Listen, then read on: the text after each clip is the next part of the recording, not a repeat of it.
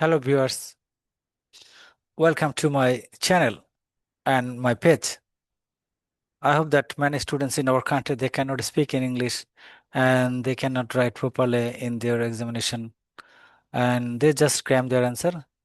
আমরা জানি অনেকেই ইংরেজি শুধু মুখস্থ করে এবং যখন আমরা কোনো প্রয়োজন ইংরেজি শিখি তখন 3 মাসের কোর্স 6 মাসের কোর্সের মধ্যে ইংরেজি শিখতে যাই। তাই মনে করি যারা স্টুডেন্টস আছো এবং যারা পড়ালেখা শেষ ইংরেজি শিখতে চাও তাদের জন্য আমাদের পেজটা অনেক গুরুত্বপূর্ণ। এবং আজকে পড়াবো present indefinite tense. Present indefinite tense এখানে present indefinite tense present indefinite tense বলতে বোঝায় বর্তমান কালে। টেন্স প্রধানত 3 প্রকার, সর্বমোট 12 প্রকার। এখানে প্রেজেন্ট ইনডিফিনিট টেন্স যেমন আমরা যদি লক্ষ্য করি যে বাংলা ক্রিয়া শেষে এ অ ই ও, এ অ ই ও যেখানে প্রেজেন্ট ইনডিফিনিট সেখানে। অর্থাৎ প্রথমে বুঝতে হবে বাংলা ক্রিয়া শেষে লম্ব থাকলে পাস্ট এবং ব থাকলে ফিউচার আর লম্ব না থাকলে প্রেজেন্ট। তার প্রমাণ দেখতে আমরা একটু ভিডিওটা দেখি। আমি স্কুলে যাই, আই গো টু স্কুল। আমি স্কুলে যাই, আই গো টু স্কুল।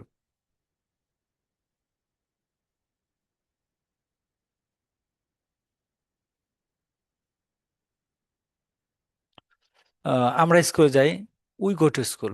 আমরা স্কুলে যাই। এইভাবে সাবজেক্ট চেঞ্জ করে এবং থার্ড পার্সন সিঙ্গুলার নাম্বার থাকলে হবে বারবার ভার্বের সাথে এস বাই এস যোগ হয়। যেমন থার্ড পার্সন সিঙ্গুলার নাম্বার যখন ভার্বের সাথে এস বাই এস যোগ হয় তখন। হি গোস টু স্কুল, সে স্কুলে যায়।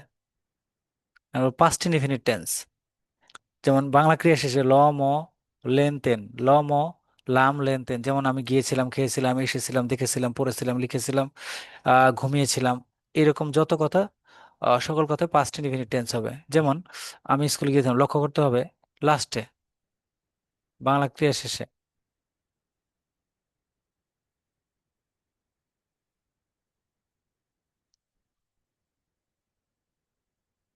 যেমন আমি স্কুলে গেছিলাম, I want to school, I want to school. Bangla ক্রিয়া শেষে এখানে ভার্ব, এই যে ভার্ব ওয়ান্ট, ওয়ান্ট। আর আমি এখানে লক্ষ্য করব গিয়েছিলাম, গিয়েছিলাম। এই গিয়েছিলাম মধ্যে খেয়াল করতে হবে। আমি গিয়েছিলাম, আই ওয়ান্ট টু স্কুল। তুমি স্কুল গেছিলে, ইউ ওয়ান্ট টু স্কুল। সে স্কুল গেছিল, you want to school. Past ইনফিনিটে কোনো ভার্বের সাথে এস বা যোগ করতে হবে না। লাস্ট ফিউচার ইনডিফিনিট, অর্থাৎ ফিউচার ইনডিফিনিট যখন ব বেন তখন। যেমন এখানে বাংলা ক্রিয়া শেষে ব বে বেন। যেমন আমি যাব, খাবো, পরবো, লিখবো, শিখবো, দেখবো, ঘুমাবো, রান্না করব, কান্না করব, কিনবো, এরকম যত কথা আছে তা ফিউচার ইনডিফিনিট টেন্স। যেমন আমি স্কুল যাব, I shall go to school. এখানে উইল দিলেও হবে, ভুল হবে না। I will go to school, আমি স্কুলে যাব। You will go to school, তুমি স্কুল যাবে। ইউ উইল কাম, তুমি আসবে। ইউ উইল রিড, তুমি পড়বে। ইউ উইল হেল্প, তুমি সাহায্য করবে। অর্থাৎ শেল উইলের পরে যত ভার্ব আছে এই গোর জায়গায় এই গোটা চেঞ্জ করে যত ভার্ব আছে সেই ভার্ব দিলেই ফিউচার ইনডিফিনিট টেন্স হয়ে যাবে। এবং অবজেক্টটা বা এক্সটেনশনটা প্রয়োজন মতো, সেন্টেন্সের প্রয়োজন মতো এক্সটেনশন বা অবজেক্ট বা বাকি অংশ বা কমপ্লিমেন্ট বসবে। যেমন আমি ঢাকায় যাবো, I will go two Dhaka. আমি পড়তে যাবো, I will go to read. আমি খাইতে যাবো, আই উইল গো টু ইট। আমি ঘুমাতে যাবো, I will go to sleep. অথবা আমি ইংরেজি শিখবো, আই উইল লার্ন ইংলিশ। এটা গেল ফিউচার ইনডিফিনিট। এখন আমরা দেবো present perfect. Present perfect tense লক্ষ্য করেন, প্রেজেন্ট পারফেক্ট টেন্স অর্থাৎ বাংলা ক্রিয়া শেষে এসিএস আর গঠনটা কি have has, have has. Have has এর পর ভার্ব থ্রি অর্থাৎ পাস্ট পার্টিসিপল এবং তারপর কি অবজেক্ট প্লাস এক্সটেনশন। এখানে অবজেক্ট বলতে বোঝায় যে সাবজেক্ট আর অবজেক্ট।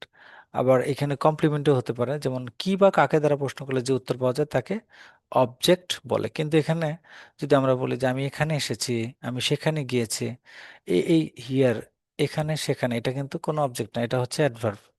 অতএব ভার্বের পরে আহ সবসময় অবজেক্ট হয় না। যেমন I have done the work, আমি কি করেছি, আমি কাজটি করেছি, এটা অবজেক্ট।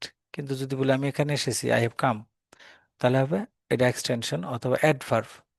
আই হ্যাভ ডান, আমি করেছি। ইউ হ্যাভ ডান, তুমি করেছো। হি হ্যাজ ডান, সে করেছে। দে হ্যাভ ডান, তারা করেছে। অথবা আই হ্যাভ ইটেন, আমি খেয়েছি। ইউ হ্যাভ ইটেন, তুমি খেয়েছো। হি হ্যাজ ইটেন, সে খেয়েছে। মাই ফাদার হ্যাজ ইটেন, আমার বাবা খেয়েছে। মাই মাদার হ্যাজ ইটেন, আমার মা খেয়েছে।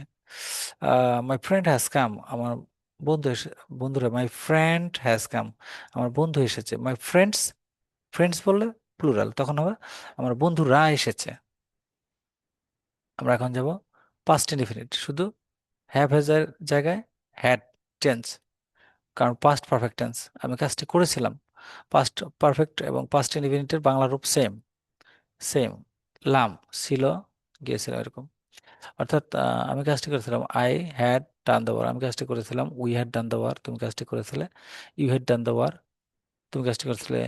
হি হ্যাড ডান দ্য ওয়ার, সে কাজটি করেছিল। Good, thank you. Future perfect, আমি কাজটি করে থাকবো। I shall have done the work, perfect tense. Future perfect হবে shall have, will have, PP form. অর্থাৎ প্রেজেন্ট পারফেক্ট, পাস্ট পারফেক্ট এবং ফিউচার পারফেক্টের বেলায় শুধু ভার্বের 3 নম্বর ফর্ম অর্থাৎ পাস্ট পার্টিসিপল ফর্ম হবে। যেমন I shall have done the work, আমি কাজটি করে থাকবো। You have, you will have done the work, তুমি কাজটি করে থাকবে। Kids spoken. আচ্ছা, তারপরে আমাদের জুম ক্লাসে জয়েন করতে চাইলে আমাদের এই হোয়াটসঅ্যাপ নাম্বারে যোগাযোগ করতে পারেন। আপনার সন্তান অথবা আপনিও যদি ইংরেজিতে দুর্বলতা অনুভব করেন, সেক্ষেত্রে আমাদের সাথে যোগাযোগ করতে পারেন।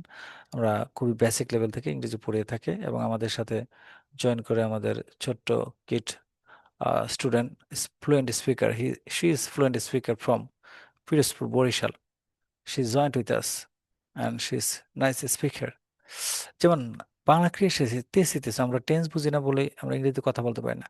অর্থাৎ টেন্সটা সংক্ষেপে বুঝতে হলে এই বাংলা রূপ আর ইংরেজি গঠনটা বুঝতে হবে। যেমন সাবজেক্ট অ্যামিজার ভার্বা ইনজি, সাবজেক্ট অ্যামিজার ভার্বা ইনজি। যেমন ভার্ব ওয়ানের সাথে ভার্বা ইনজি হবে। যেমন বাংলা রূপ হবে তেসি তেস। বাংলা ক্রিয়া শেষে চলন্ত যদি কোনো রূপ থাকে, সেক্ষেত্রে প্রেজেন্ট কন্টিনিউয়াস টেন্স হয়। যেমন আমি বই পড়তেছি, আই এম রিডিং বুক, অথবা আই এম রিডিং এ বুক, আমি একটি বই পড়তে, I am reading a story. এখানে আমরা অবজেক্ট চেঞ্জ করতে হবে। I am reading a novel, আমি একটা উপন্যাস পড়তেছি। I am reading a composition, আমি একটা কম্পোজিশন পড়তেছি। I am reading a paragraph, আমি একটা প্যারাগ্রাফ পড়তেছি। I am reading A I am reading an interesting story book, আমি একটা মজার গল্প বই পড়তেছি। আই এম রিডিং দ্য কোরআন, আমি কোরআন পড়তেছি। এখানে সাবজেক্ট চেঞ্জ করে নতুন নতুন বাক্য তৈরি করা যাবে। যেমন উই আর রিডিং বুক, আমরা বই পড়তেছি। দে আর রিডিং বুক, তারা বই পড়তেছে। অর্থাৎ আবার ভার্ব চেঞ্জ করে নতুন নতুন বাক্য তৈরি করতে পারে। উই আর প্লেয়িং, আমরা খেলতেছি। দে আর প্লেয়িং, তারা খেলতেছে। উই আর কামিং, আমরা আসতেছি। দে আর কামিং, তারা আসতেছে। আই এম ওয়েটিং, আমি অপেক্ষা করতেছি। I am waiting for my mother, আমি আমার মায়ের জন্য অপেক্ষা করতেছি। I am waiting for my father, আমি আমার বাবার জন্য অপেক্ষা করতেছি। I am waiting for my friends, আমি আমার বন্ধুদের জন্য অপেক্ষা করতেছি। দে আর ওয়েটিং ফর মি, তারা আমার জন্য অপেক্ষা করতেছে। So I have to go now without any delay. এরকম অনেকগুলো কথা বলতে গেলে টেন্সের কোনো বিকল্প নাই। Tense is called the soul of English language. That's why you have to learn the rules of tense. Then you will be able to speak in English, and your English will be okay at least. Maybe at least 80% English will be okay if you know the rules of tense, and you have to practice practically. Okay? তুমি বইটি পড়তেছো, he is reading book, সে বইটি পড়তেছে। এক্ষেত্রে এখানে লক্ষ্য করো, is হবে কখন? থার্ড পার্সন সিঙ্গুলার নাম্বার যখন, subject third person singular number যখন, ইজ হবে তখন, আই থাকবে যখন, এম হবে তখন, আর বাকি সাবজেক্ট যারা আর পাবে তারা। ক্লিয়ার? সেম পাস্ট কন্টিনিউয়াস টেন্সে যখন আমরা বলবো, তখন সাবজেক্ট ওয়াজ আর ভার্ব আইএনজি অবজেক্ট এক্সটেনশন। যেমন আহ আমি করতেছিলাম, যাচ্ছিলাম, খাইতেছিলাম, লিখতেছিলাম, আমি আসছিলাম, আমি ঘুমাচ্ছিলাম। এরকম যদি কথা বলতে চাই, সেক্ষেত্রে আমরা বলবো আই ওয়াজ রিডিং বুক, আমি বই পড়ছিলাম। I was reading a Nobel, আমি একটা উপন্যাস পড়ছিলাম। আই ওয়াজ রিডিং দ্য কোরআন, আমি কোরআন পড়ছিলাম। I was reading a story, আমি একটা গল্প পড়ছিলাম। হি ওয়াজ রিডিং এ স্টোরি, সে একটা গল্প পড়ছিল। আই ওয়াজ প্লেইং ফুটবল, আমি ফুটবল খেলছিলাম। আই ওয়াজ প্লেইং ক্রিকেট, আমি ক্রিকেট খেলছিলাম। I was reading the news paper, আমি খবর কাগজ পড়ছিলাম। আই ওয়াজ কুকিং, আমি রান্না করছিলাম। হি ওয়াজ কুকিং, সে রান্না করছিল। দে আর কুকিং, তারা রান্না করছিল। অর্থাৎ সাবজেক্টের পর এখানে খেয়াল করতে হবে থার্ড পারসন সিঙ্গুলার নাম্বার আর ইউ ছাড়া যত সিঙ্গুলার সাবজেক্ট থাকবে, ইউ ছাড়া যত সিঙ্গুলার সাবজেক্ট, তাদের বেলায় ওয়াজ হবে, বাকি সবার জন্য ওয়ার হবে। ক্লিয়ার কথা? আচ্ছা, এখন আমি পড়তে থাকবো সেম। এক্ষেত্রে আমরা জানি বর্তমানে সকল ক্ষেত্রে শেল বাদ দিয়ে উইল দিলে ভুল হয় না, অতএব আমরা উইলটা ব্যবহার করতে পারবো। যেমন আমি যাইতে থাকবো, করতে থাকবো, খাইতে থাকবো, লিখতে থাকবো, সেক্ষেত্রে হবে আই উইল বি গোয়িং, আমি যাইতে থাকবো। আই উইল বি রিডিং, আমি পড়তে থাকবো। আই উইল বি রাইটিং, আমি লিখতে থাকবো। আই উইল বি স্লিপিং, আমি ঘুমাতে থাকবো। আই উইল বি কামিং, আমি আসতে থাকবো। আই উইল বি সুইমিং, আমি সাঁতার কাটতে থাকবো। আই উইল বি ওয়ার্কিং, আমি কাজ করতে থাকবো। I will be playing football with my friends, আমি আমার বন্ধুদের সাথে ফুটবল খেলতে থাকবো। Good. Present perfect continuous tense, এটা হচ্ছে পূর্ব থেকে তেসিতেছ, কি হবে? পূর্ব থেকে, অর্থাৎ ফর, ধরে যাব যেখানে ফর হবে সেখানে, হতে থেকে যেখানে সিন্স হবে সেখানে, শর্টকাট কথা। আমি 1 ঘন্টা যাবত একটি বই পড়তেছি, I have been reading book for an hour, এখানে এ দিলেও হবে, না দিলেও হবে। I have been reading a book for an hour, আমি 1 ঘন্টা ধরে বই পড়তেছি। We have been reading a book for 1 hour, আমরা 1 ঘন্টা ধরে বই পড়তেছি। অথবা we have been working for 7 days, আমরা 5 দিন ধরে কাজ করতেছি। They have been working for 7 days, তারা 7 দিন ধরে কাজ করতেছে।